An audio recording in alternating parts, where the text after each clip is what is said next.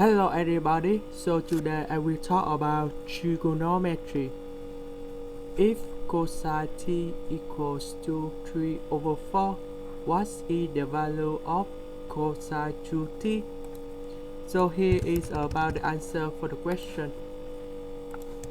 We have cos2t equals to 2 cos2t squared minus 1, and we have the cos2t is about 3/4, so we have the final answer.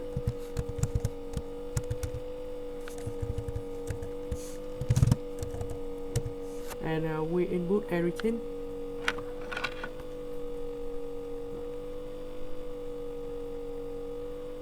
That's about 1/8.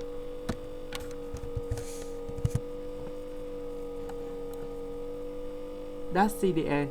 Thank you for watching.